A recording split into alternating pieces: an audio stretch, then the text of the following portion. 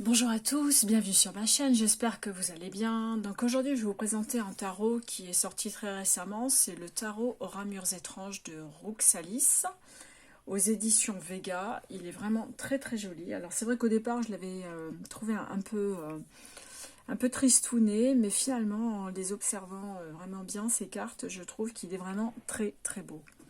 Donc je vais vous lire le dos de la boîte. Aventurez-vous dans cette forêt aux ramures houeuses, abritant les réponses à toutes vos interrogations. Des arbres aux cimes s'entremêlant aux océans, aussi profonds que luxuriants, parcourez ces chemins sinueux sous la lueur des étoiles et laissez-vous guider par les personnages mystérieux qui habitent tous ces paysages enchantés. Ils détiennent les enseignements ancestraux des arcanes du tarot. Inspiré du Rider-Waite, le tarot aux ramures étranges vous invite à un voyage initiatique compté par les messages puissant que les lames vous murmurent. Grâce à son livre d'accompagnement de 176 pages, tout en couleur avec ses 84 cartes oniriques et fabuleuses, ce tarot sera un véritable compagnon spirituel inspirant. Donc il est donc aux éditions Vega et il coûte 28 €. Et puis je vais vous montrer ce qu'il y a à l'intérieur. Il y a un petit pochon, vous verrez, il est très sympathique. Je vais vous montrer ça. Donc l'intérieur de la boîte. Très très beau. Et je vais lire le booklet. Donc je vais enlever la boîte pour avoir un peu plus de place. Donc voilà, c'est le booklet qui est très bien. Les couleurs très végétales, moi j'aime beaucoup. Donc voilà le sommaire, l'introduction. Alors après c'est un tarot qui est plutôt un tarot d'introspection. Hein. C'est vraiment un tarot de travail sur soi. Hein. Il est vraiment très très bien pour ça et j'aime beaucoup. Donc on a un petit historique sur l'évolution de la réappropriation du tarot. Donc il parle un petit peu de l'histoire du tarot, il parlait effectivement d'autres tarots qui sont apparus aussi, comme le Lenormand, tout ça. Enfin, et je trouve ça intéressant. C'est pas très long, donc c'est intéressant aussi de pouvoir avoir un petit résumé. Et ensuite, comment tirer les cartes. Donc on a, je sais pas si on a les propositions de tirage. Donc il parle des 4 éléments. Proposition de tirage, ouais. Donc il y a 3 cartes. Alors après, il y a un tirage des ramures énergétiques. Alors, en quoi ça consiste? Attendez, nanana. Oui, c'est les tirages 5 cartes. Donc après, bon, le tirage 5 cartes, tout le monde le connaît. Mais là, disons que l'interprétation est un petit peu différente parce que le tronc, c'est la numéro 1, c'est le noyau de l'énergie. La 2, c'est l'origine, les racines. La 3, ce sont les branches vers quoi cette énergie tend. La 4, ce que cette énergie attire. Et la 5, ce que cette énergie repousse. Et ensuite, nous avons le message des cartes. Donc là, on a les arcanes majeures. Donc là, c'est le fou. Bon, j'ai toujours l'habitude de lire la première, mais je vais changer un peu, comme ça.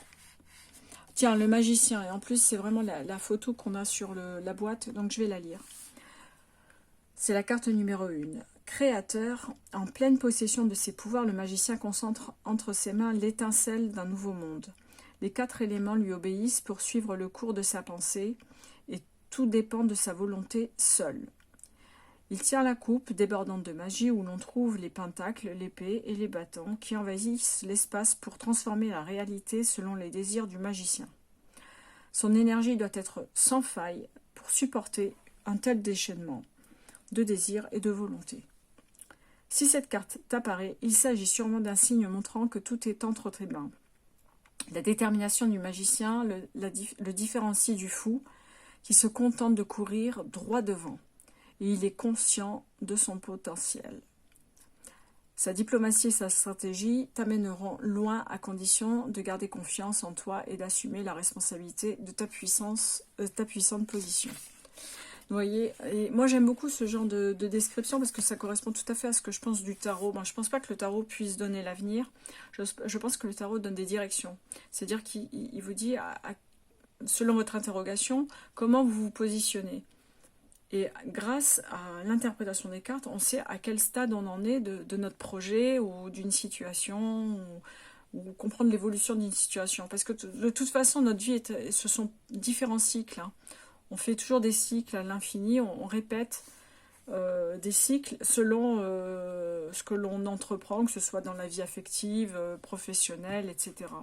Donc c'est pour ça que moi j'aime beaucoup le tarot. Moi le tarot, je vous avoue, je ne l'utilise pas du tout pour deviner le futur. Parce que je pense qu'on ne peut pas prévoir le futur, tout simplement. On peut juste préparer son futur, ce qui n'est pas pareil. Donc, le petit pochon en lin, vraiment très très beau. Plus dans le thème, évidemment. Alors, ce que je reproche là, c'est que les cartes sont posées comme ça à l'intérieur. Ce sont 2 tas. Et je crains qu'à la longue, les cartes s'abîment en se entrechoquant comme ça. Donc voilà, moi je le pose comme ça dans mon étagère. C'est l'un des seuls jeux que je pose de manière horizontale. Mais c'est vrai que oui, ça peut endommager les cartes. C'est pour ça que je déteste ce genre de positionnement dans les boîtes. Vous voyez comment je fais, c'est vraiment... c'est presque du n'importe quoi.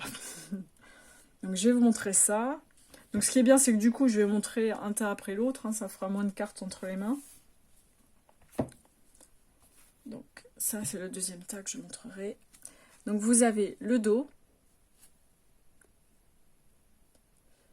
Magnifique, des tranches neutres. Ça me va très bien. Et en plus, les cartes sont mates. Et pour moi, c'est parfait. Parce que quand elles sont mates, en fait, et puis quand il n'y a pas de bordure dorée, bah, les cartes ne collent pas, tout simplement. La grande prêtresse. J'ai parlé trop vite. Je ne sais pas si elles sont pas collées, mais c'est que, en fait, moi, je me lave beaucoup les mains, donc j'ai les mains très lisses. Et forcément, bah, ça glisse pas trop. Enfin, si ça glisse, justement, ça glisse trop dans mes mains. J'ai rarement les mains moites, en fait. Donc, l'empereur. Hiérophante.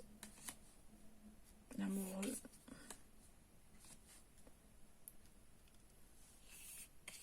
Chariot. Force. Encore une fois. Je suis désolée, hein, c'est vrai que moi, je disais qu'elle collait pas, mais en fait, comme j'ai pas les mains qui adhèrent, forcément, c'est vrai que j'ai les mains qui glissent aussi sur les cartes. Hein, donc, l'ermite.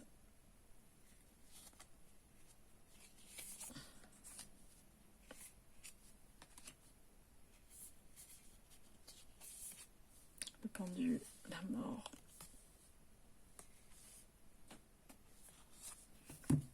Oh, vous allez m'en vouloir. La tempérance. Je vais faire comme ça, ce sera beaucoup plus simple, je pense.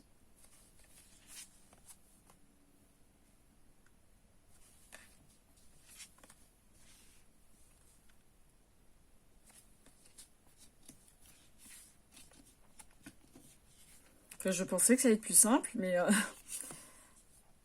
la lune. Le soleil. Le jugement. Le monde. Alors ce sont les cartes complémentaires, là c'est pour ça qu'on en a 80, en haut et en bas. C'est joli, hein. Et on va attaquer les mineurs. Donc, moi je trouve qu'il est très très beau, ce tarot, il est vraiment magnifique. Donc nous avons tout d'abord les As, c'est classé comme ça.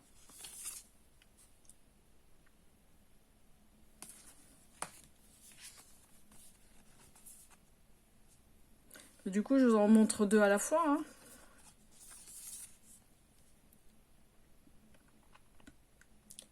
As de pentacle et As de coupe.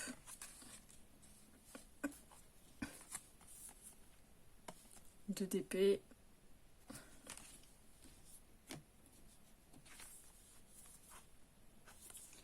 Là, j'en ai deux de 2 bâtons et de 2 coupes.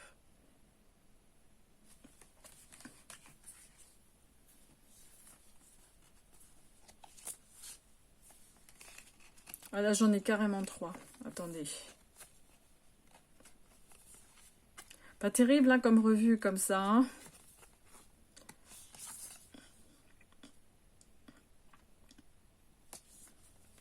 Superbe. 3 de bâton.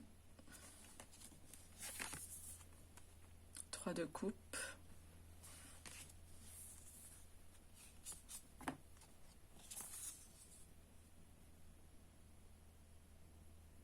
De pentacle et 4 d'épée.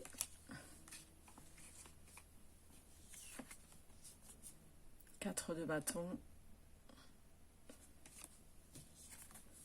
4 de coupe.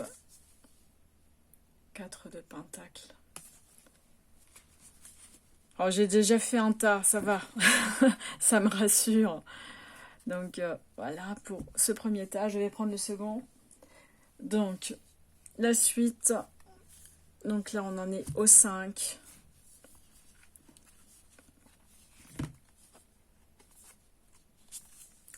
Donc on a le 5 d'épée et 5 de bâton. 5 de coupe.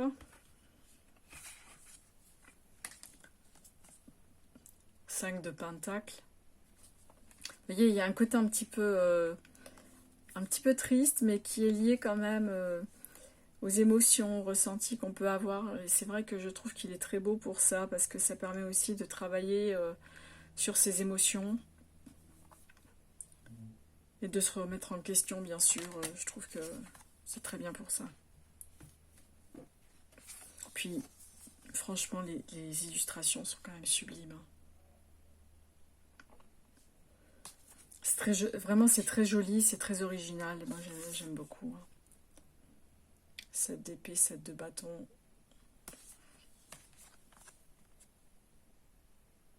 7 de coupe, 7 de pentacle. J'ai 2 cartes là. Puis en plus, moi, je mets jamais les ongles parce que j'ai pas envie d'abîmer les cartes. Donc forcément, 8 d'épée. 8 de bâton et 8 de coupe.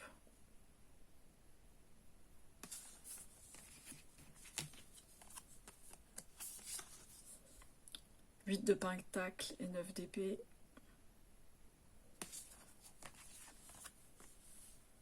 Neuf de bâton.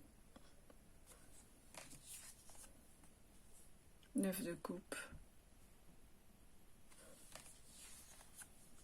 9 de pentacle. Des 10. 10 d'épée.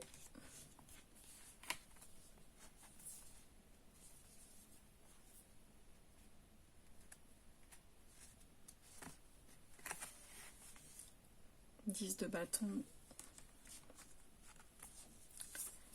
10 de coupe et 10 de pentacle.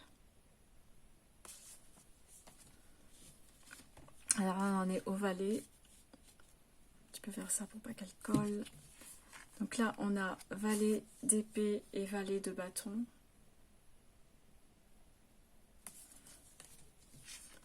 Valet de coupe. Je sais pas si je vais y arriver là. Valet de pentacle. Par contre, je crois que j'ai 2 cartes là. Cavalier d'épée et cavalier de bâton.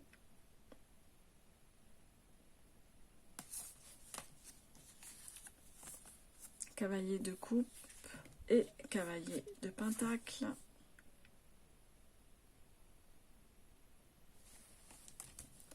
Là, j'en suis aux reines.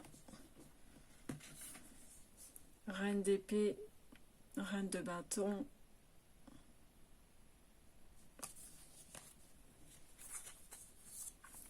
Reine de coupe et reine de pentacle.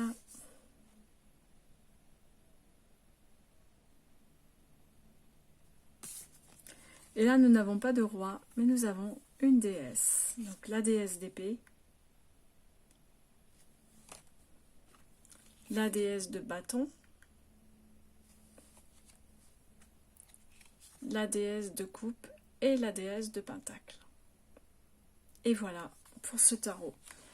Moi, franchement, je trouve qu'il est splendide. Et franchement, je le trouve très, très, très beau.